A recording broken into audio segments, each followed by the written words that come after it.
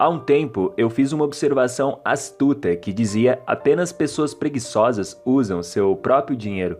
E isso é porque eu gastei grande parte da minha vida levantando o capital.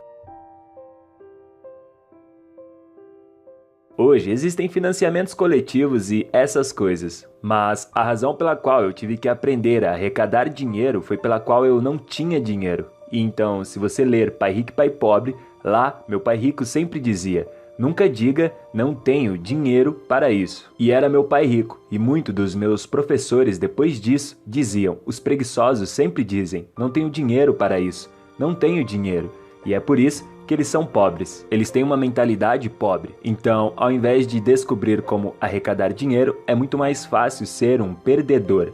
Eu os chamo de perdedores, e isso deixa todos eles irritados, porque todos nós temos o poder, se quisermos, de não sermos pobres, se aprendermos como arrecadar dinheiro. Então, eu ouço, sabe? E a razão por eu ficar chateado, e eu ainda fico com calor assim, é que meu pai pobre, o PhD, ele sempre me disse, sabe, eu seria um homem rico se eu não tivesse filhos. E eu disse: bem, sabe, pai, não é culpa minha que você teve filhos, sabe? Eu simplesmente não posso pagar porque eu tenho filhos. E quanto mais ele dizia isso, mais furioso eu ficava. Então, meu pai rico, aos 9 anos, ele dizia: bem, é por isso que seu velho é pobre, porque ele é preguiçoso. Ele acha que seu PhD vai carregá-lo. Ele acha que todos podem dizer não tenho dinheiro ou não posso pagar por isso. E ele dizia por isso que ele é pobre. Ele é preguiçoso, mas meu pai continuou voltando para a escola, sabe? Universidades, enfim. Ele nunca aprendeu nada disso. Eles ainda não sabem disso, porque a maioria dos professores querem seus cheques de pagamentos,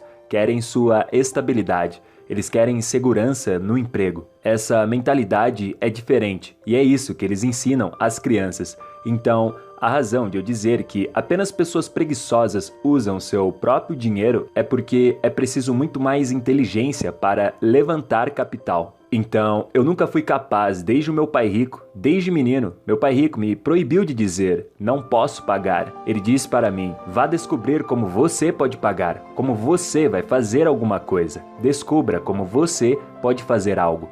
Então, ao longo da minha vida, a maioria dos projetos que comecei, eu nunca tive dinheiro. Eu gosto de não ter dinheiro, porque me obriga a pensar. Eu fico criativo, eu tenho que me educar. Eu tenho que falar com caras ricos, como você fez isso, como vocês fazem isso. E o que aconteceu comigo é que eu acabei de completar 72 anos e eu nunca precisei de dinheiro. Porque se eu preciso de dinheiro, eu descubro como arrecadá-lo, entende? É fácil dizer eu não tenho dinheiro para isso. Todas as pessoas pobres dizem isso. Todas as pessoas pobres dizem, bem, vamos taxar os ricos. Todas as pessoas pobres estão dizendo, bem, me dê uma educação gratuita, comida gratuita, escolaridade gratuita, manicure gratuita, pedicure gratuita. Existe preguiça. E essa é a minha opinião.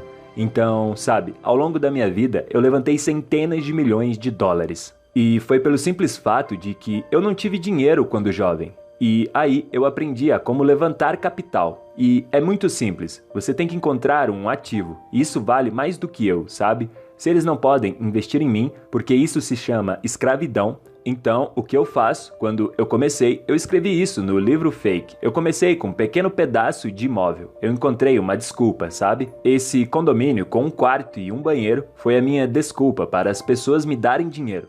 Tudo que eu precisava fazer era garantir que eu pagaria eles de volta. Portanto, meu primeiro acordo foi um acordo de retorno infinito. Eu não tinha dinheiro em negócios porque eu era 100% devedor. Era um condomínio de 18 mil dólares. Você não pode tocá-los por muito tempo. Mas a economia estava ruim, então eu podia comprar esse condomínio de 18 mil dólares e o cara me daria 10% de desconto. Você não precisa de matemática avançada. Quanto é 10% de 18 mil? 1.800 dólares. Eu podia ter usado o meu dinheiro.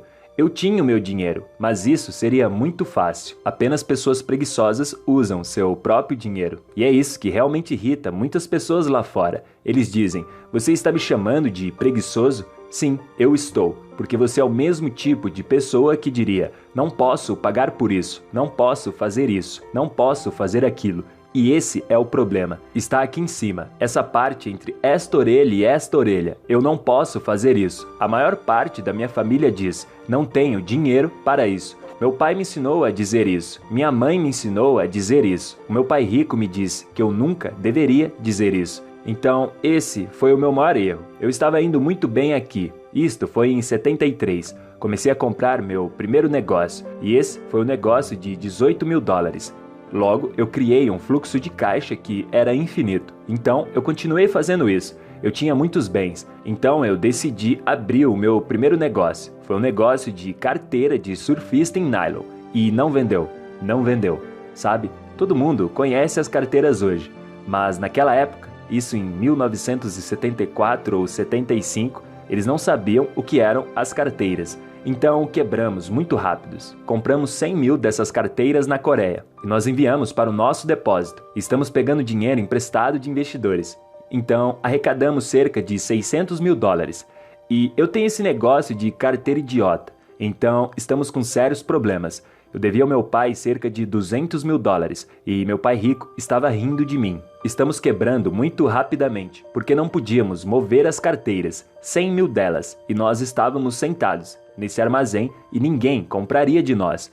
Então aí está a coisa boa sobre esta estupidez. Você se torna mais inteligente. Então, eu comecei a pensar, o que há de errado nisso? O que pode estar acontecendo no mundo nessa época? E todos começaram a correr nessa época. Ninguém corria antes, mas as pessoas estavam começando a ficarem gordas e as pistas de corridas estavam ficando cheias. Então, esses caras estão todos correndo.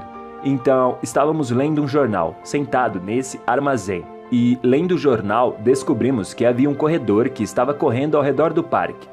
E o que aconteceu foi que esse corredor não tinha onde colocar a chave do carro. Então, o que eles faziam? Ele colocava a chave no pneu dianteiro do seu carro e saía percorrer pelos parques.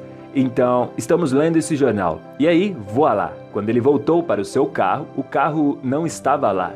Então ele disse, eles roubaram meu carro. E a questão era, na manchete do artigo do jornal, estava escrito, o que os corredores podem fazer com suas chaves. Então, sentados lá, nós dissemos, meu Deus, um problema. Então, com isso, eu projetei o bolso do sapato e publiquei na revista da Playboy, com uma imagem de uma jovem linda, apenas com um tênis que continha um bolso. Mas mesmo assim, estávamos quebrando muito rápido.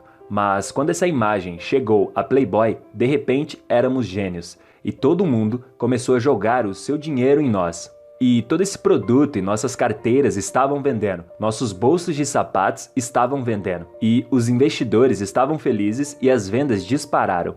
Portanto, fomos extremamente bem-sucedidos. Mas ainda tínhamos um problema. Como financiar o nosso estoque? Como a demanda era mundial, não estávamos conseguindo atender a demanda. Então eu peguei emprestado mais 100 mil dólares. E eu fui até o Stanley, meu sócio na época, e eu disse, 100 mil dólares vai resolver o nosso problema de estoque?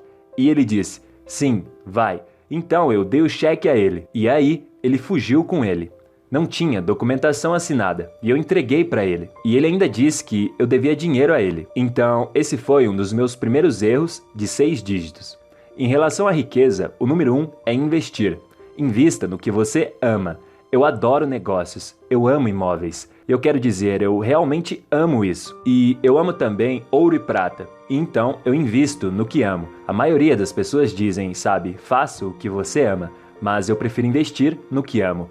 E eu adoro ser empreendedor, adoro investir. É como um Shark Tank para mim. Estou sempre em busca de novos negócios, novas ideias. E é sempre um jogo, como esse que acabei de citar. E sabe, quando você olha para a demonstração financeira, você percebe que nossas escolas não nos ensinam nada sobre demonstrações financeiras.